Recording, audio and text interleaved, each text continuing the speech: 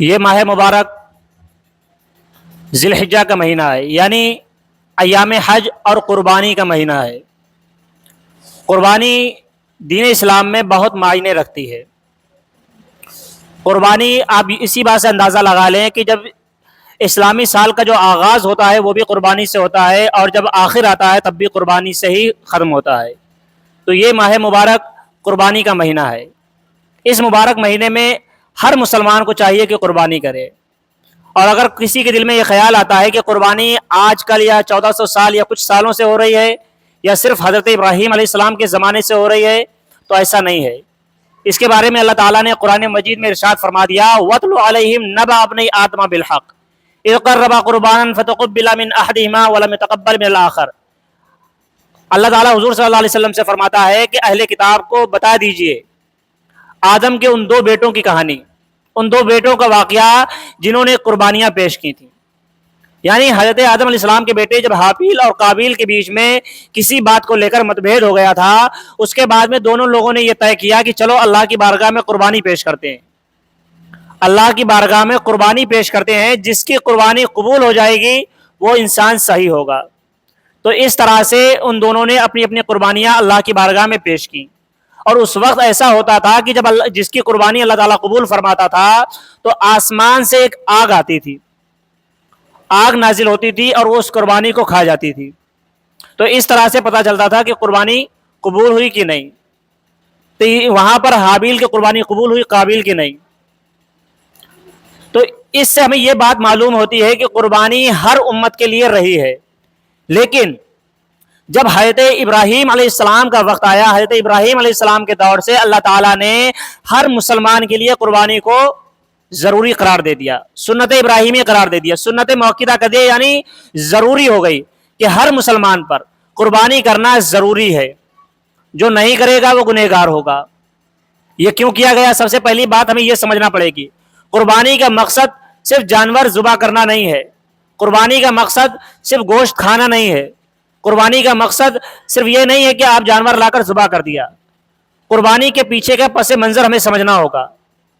قربانی صرف یہ نہیں ہے کہ آپ نے جانور خریدا، اس کو ذبح کر دیا، آپ کی قربانی ہو گئی، نہیں، بلکہ اللہ تعالیٰ یہاں پر آپ کی نیت دیکھے گا، کیونکہ حضور صلی اللہ علیہ وسلم فرماتے ہیں کہ اللہ تعالیٰ نے فرمایا ہے کہ نہ ہی تمہاری قربانی کے جانوروں کا گوشت میرے پاس پہنچتا ہے، نہ ہی خون پہنچتا ہے۔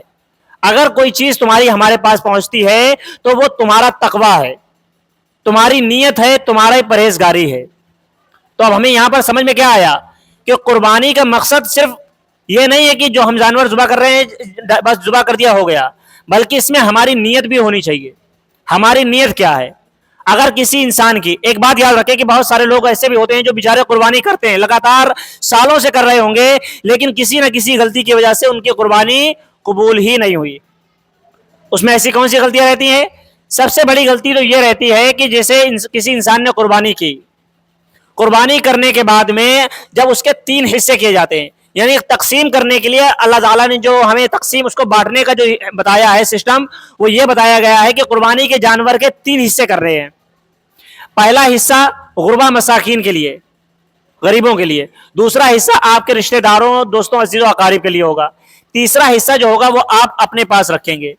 اب اس میں ہم لوگ میں اکثر لوگ کیا کرتے ہیں کہ 3 حصے تو کرتے ہیں، لیکن ایک حصہ بہت زیادہ اچھا اپنے لیے نکال لیا جاتا ہے، ایک حصہ جو نارمل رہ جاتا ہے، میڈیم رہ جاتا ہے، وہ اپنے رشتہ داروں میں بانٹ دیا جاتا ہے، اور پھر سب سے خراب والا جو تیسرا حصہ بچتا ہے وہ ہم غریبوں میں بانٹنے کے لیے رکھتے ہیں۔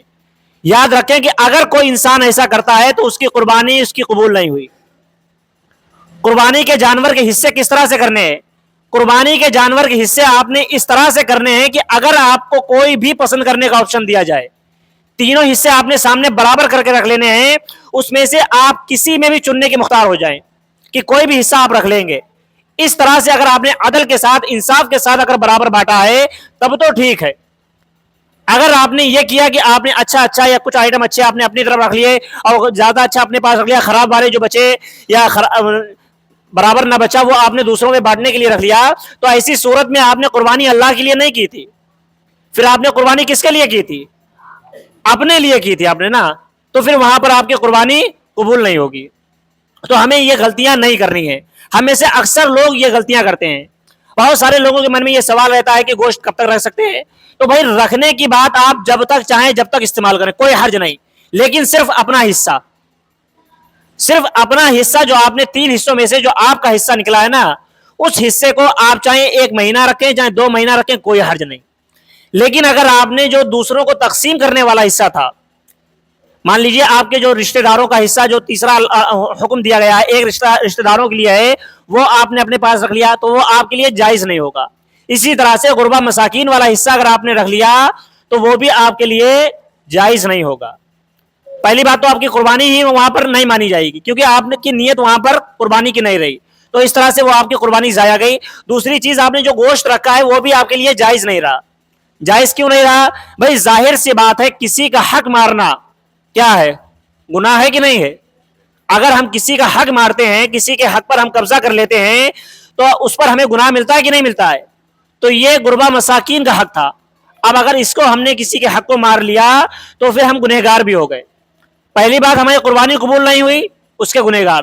دوسری چیز, ہم نے کسی کا حق مارا, اس کے گنہگار ہم الگ سے ہو گئے. اور ہم کیا نہیں دل میں سوچے بیٹھے کہ ہم نے قربانی کروائی ہمیں ثواب ملے گا, بلکہ اس کا الٹا ہم پر عذاب ہونے لگا. تو یہ غلطیاں ہمیں نہیں کرنی ہے. اور ایک دوسری چیز بہت زیادہ عام طور پہ ہوتی ہے کہ جب بڑے جانوروں میں جس طرح سے جیسے بھینس وغیرہ رہتی ہے یا اونٹ وغیرہ رہتے ہیں, ان میں 7 حصے ہوتے ہیں. تو جو بھی لوگ بڑے جانوروں میں حصہ لیتے ہیں وہ خاص طور پہ خیال رکھیں کہ 7 لوگوں کی نیت صحیح ہونی چاہیے.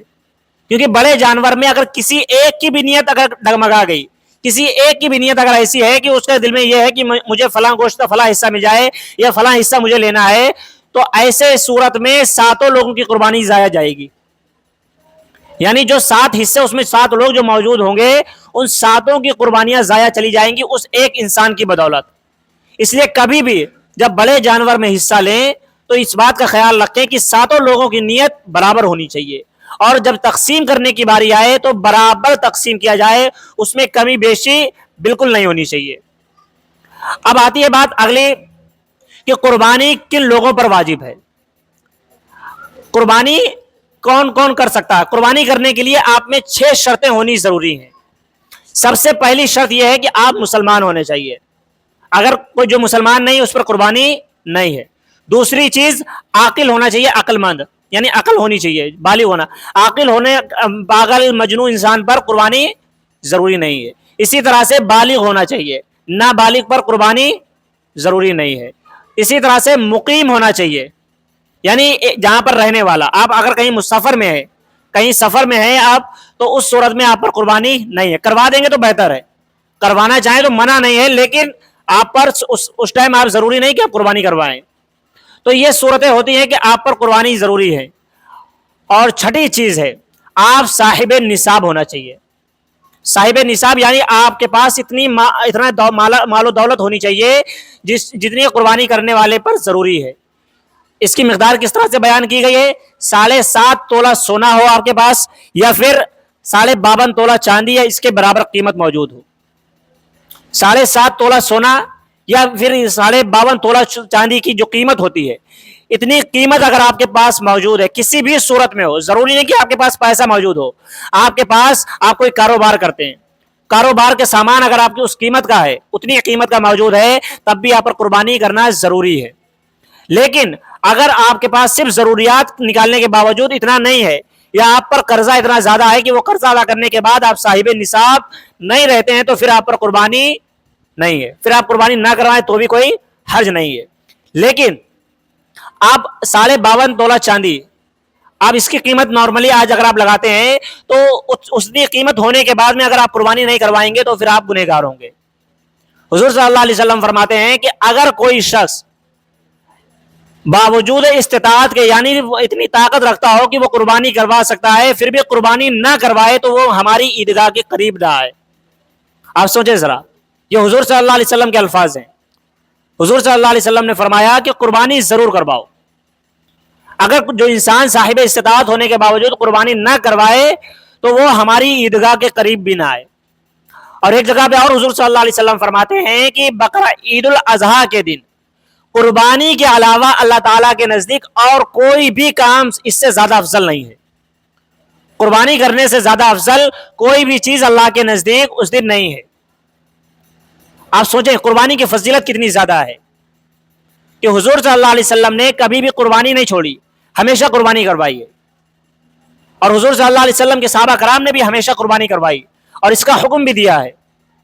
اور دوسری چیز, ایک اور چیز آتی ہے, اکثر کہ جو لوگ پہلی مرتبہ قربانی کرواتے ہیں تو وہ یہ سوچتے ہیں کہ پہلی قربانی حضور صلی اللہ علیہ وسلم کے نام پہ کرنی ہے, اپنے نام سے نہیں کرواتے. تو یہ ان کی غلط فہمی ہے. قربانی آپ پر کرنا ضروری ہے. اگر آپ حضور صلی اللہ علیہ وسلم کے نام سے نہیں کروائیں گے تو آپ گنہگار نہیں ہوں گے, آپ پر کوئی گناہ نہیں پڑا کہ آپ نے حضور صلی اللہ علیہ وسلم کے نام سے نہیں کروائی. لیکن اگر آپ نے اپنے نام سے نہیں کروائی تو پھر آپ گنہگار ہوں گے. تو اس میں کیا بنتا ہے کہ آپ کو اپنے نام سے ہی قربانی پہلے کروانی ہے. اگر آپ اس قابل ہیں, آپ کے پاس اتنی وسعت ہے, اتنا پیسہ ہے کہ آپ 2 جانور خرید سکتے ہیں, تو پھر آپ ایک حضور صلی اللہ علیہ وسلم کے نام سے کروا لیں, کوئی حرج نہیں. لیکن اگر آپ 2 بکرے یا 2 جانور خریدنے کی طاقت رکھتے ہیں اور پھر آپ کے گھر میں بھی 2 لوگ صاحب استطاعت ہوتے ہیں تو پھر آپ کو اس کے نام سے کروانی ہے. اور بہت سارے لوگ یہ بھی کرتے ہیں کہ ایک مرتبہ اپنے نام سے کروا لی, دوسری مرتبہ دوسرے کے نام سے کروا لی, تو اس میں بھی جو انسان صاحب استطاعت ہے وہ گنہگار ہوتا رہے گا. یعنی اگر آپ مالک نصاب ہیں, جو انسان مالک نصاب ہے اس پر ہر سال قربانی کرنا ضروری ہے. جو انسان مالک نصاب ہے, مرد مالک نصاب ہے تو اس پر قربانی کرنا الگ ہے, اس کو ضروری ہے. بیوی بھی مالک نصاب ہے تو اس کو الگ سے قربانی کرنا ضروری ہے. چاہے تو مرد اس کی طرف سے کر سکتا ہے, لیکن اگر بیوی صاحب نصاب ہے تو بہتر ہے کہ وہ اپنی طرف سے کروائے. اسی طرح سے گھر کے جتنے افراد صاحب نصاب ہوں گے, صاحب نصاب جتنے بھی لوگ ہوں گے, ان سب کو اپنی طرف سے قربانی کروانا ضروری ہے. ایسا نہیں کہ ایک جانور ایک کی طرف سے کافی نہیں ہوتا ہے. اگر آپ کے گھر میں 2 لوگ ہیں, 3 لوگ ہیں اور تینوں صاحب نصاب ہیں, تینوں کے پاس اتنا پیسہ ہے جتنا شریعت نے بتایا ہے, 52.5 تولہ چاندی, 7.5 تولہ سونا یا ان کی قیمت, یا اس کے علاوہ جو بھی آپ کے پاس جو ضروریات کا سامان ہٹانے کے بعد میں, ضروریات کے سامان میں جیسا آپ کا گھر ہو گیا, کپڑے وغیرہ ہو گئے, آپ کے جو ساز و سامان تھوڑا بہت ہے, ان سامان کو ہٹانے کے بعد میں جو ضروریات کے علاوہ جو آپ کے پاس سامان موجود ہے وہ بھی آپ کو صاحب نصاب بناتا ہے. مثال کے طور پہ آپ کے پاس آج کل نارملی دیکھا جاتا ہے کہ ہم لوگوں کے پاس مہنگے مہنگے فون رہتے ہیں, آئی فون وغیرہ رہتے ہیں, تو ان صورت میں ہم مالک نصاب ہیں, یہ ہماری ضروریات میں ہے, لیکن ویسی ضروریات میں نہیں ہے کہ ان کے بنا ہم جی نہ سکیں. ضروریات میں وہ چیزیں آتی ہیں جن کے بنا جینا مشکل ہو یا آپ کی عزت پر بات آئے, جیسے کہ کپڑے وغیرہ ہوتے ہیں, یا کھانا وغیرہ ہوتا ہے, یا رہنے کے گھر وغیرہ ہوتے ہیں. یہ ساری چیزیں ضروریات میں آتی ہیں. آپ کے گھر میں جو ٹی وی موجود ہے, فریج موجود ہے, یہ ضروریات میں نہیں آئے گا, یہ آپ کو مالک نصاب بنائے گا. یہ ساری چیزیں, یہ باتیں بڑا غور کرنے والی ہیں کہ یہ ساری چیزیں آپ کو مالک نصاب بناتی ہیں, یعنی آپ پر قربانی واجب کرتی ہیں, ضروری کر دیتی ہیں, آپ پر قربانی کرنا ضروری ہو جاتا ہے. اب قربانی کرنے میں ان چیزوں کا خیال, جو چیزیں آپ کو بتائیں یہ چیزیں ہیں. اور حضور صلی اللہ علیہ وسلم فرماتے ہیں, مولا علی کا فرمان ہے, ایک مرتبہ حضور صلی اللہ علیہ وسلم حضرت فاطمہ کے پاس آئے, کہنے لگے کہ اے بیٹی اٹھو اور اپنے قربانی کے جانور کے پاس پہنچو. یعنی جب قربانی کری جائے تو ہمیں اپنی جانور کے پاس موجود ہونا چاہیے. اور حضور صلی اللہ علیہ وسلم نے فرمایا کہ جب قربانی کے جانور کے پاس موجود رہو, کیونکہ قربانی کے جانور کا جب خون کا پہلا قطرہ زمین پر گرتا ہے نا, تو اللہ تعالیٰ قربانی کرنے والے کے پچھلے تمام گناہوں کو معاف فرما دیتا ہے. اللہ تعالیٰ اس کے پچھلے تمام گناہوں کو قربانی کے جانور کا خون زمین پر گرنے سے پہلے ہی معاف فرما دیتا ہے. اور بہتر ہے کہ ہم قربانی اپنے ہاتھ سے کریں. بہتر یہ ہے کہ سب سے بہتر چیز ہے کہ قربانی انسان اپنے ہاتھ سے کرے, کیونکہ قربانی جب ہم اپنے ہاتھ سے کریں گے تو اس چیز کا احساس ہوگا. قربانی کرنے کا ہمارے اندر احساس ہونا چاہیے. جب تک ہمارے اندر احساس نہیں ہوگا تب تک ہماری قربانی کا وہ ہمیں مزہ نہیں آئے گا. کوئی بھی چیز اگر ہم اللہ کی راہ میں قربان کر رہے ہیں, قربان کرنے کا جذبہ ہمارے اندر, اس کا درد, اس کی تکلیف ہمارے اندر محسوس ہونی چاہیے. یہ نہیں ہے کہ ہم قربانی کروا رہے ہیں وہاں موجود ہی نہیں ہے. اپنے ہاتھوں سے کریں. حضور صلی اللہ علیہ وسلم فرماتے ہیں کہ جب قربانی کے جانور کا خون کا پہلا قطرہ زمین پر گرتا ہے, اس سے پہلے اللہ تعالیٰ قربانی کرنے والے کے تمام گناہوں کو معاف فرما دیتا ہے.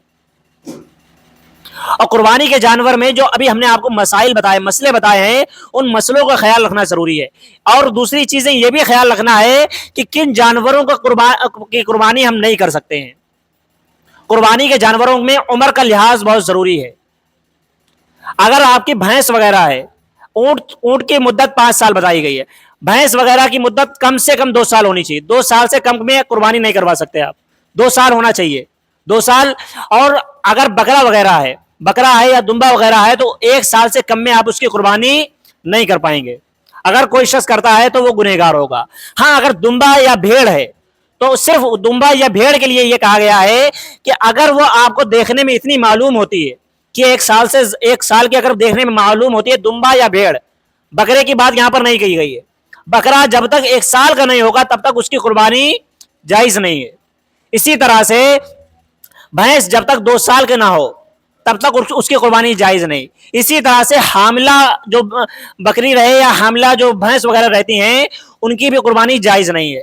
دودھ دینے والے جانور جب تک دودھ دے رہے ہیں جب تک ان کی قربانی کرنا بہتر نہیں ہے۔ اگر کوئی بھینس ایسی ہے جو دودھ دیتی ہے، جب تک وہ دودھ دے رہی ہے ظاہر سی بات ہے اس کا بچہ موجود ہے، دودھ پینے والا بچہ موجود ہے، تو ایسے جانور کی قربانی کرنا بہتر نہیں ہے، منع کیا گیا ہے۔ اور دوسری چیزیں کہ اگر آپ کے جانور کوئی آنکھوں سے نابینا ہے، آنکھوں سے دیکھ نہیں سکتا ہے اور اس کا اندھا پن ہونا ظاہر ہوتا ہے تو اس کی قربانی جائز نہیں ہے۔ اسی طرح سے جانور اگر لنگڑا ہے یا اس کے چوٹ لگی ہوئی ہے، زخمی ہے، تو ایسے بھی جانور کی قربانی جائز نہیں ہے۔ اسی طرح سے بیمار جانور جو بہت زیادہ بیمار ہو اس کی قربانی کرنا جائز نہیں ہے۔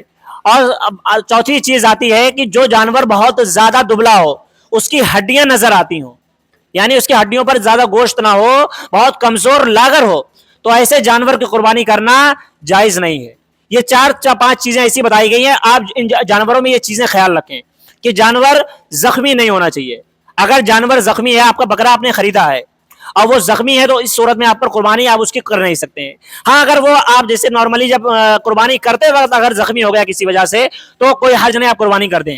لیکن اگر پہلے سے وہ زخمی ہے یا پہلے سے چوٹل ہے یا اس کو چوٹ لگی ہوئی ہے یا سینگ وغیرہ ٹوٹے ہوئے ہیں یا کسی طرح سے اس کے آنکھوں میں چوٹ وغیرہ لگی ہوئی ہے، آنکھوں سے دیکھ نہیں سکتا ہے، تو ان جانوروں کی قربانی نہیں ہوگی۔ ان جانوروں کی قربانی کرنے سے حضور صلی اللہ علیہ وسلم نے منع فرمایا ہے۔ ایسے جانور کی قربانی سے ہمیں بچنا چاہیے۔ قربانی کے لیے جانور سب سے بہتر چنیں، کیونکہ حضور صلی اللہ علیہ وسلم نے فرمایا ہے کہ قربانی کے لیے جانور کو بہترین چنا کرو، تندرست اور تگڑا جانور چنا کرو، کیونکہ روز قیامت وہ تمہاری سواری بنے گا۔ جب پلسرات سے گزرو گے تو وہ تمہاری سواری بن جائے گا، تو ایسے جانور کو چنو۔ اللہ تعالیٰ کہنے سننے سے عمل کرنے کی توفیق عطا فرمائے۔ وآخر دعوانا الحمدللہ رب العالمین۔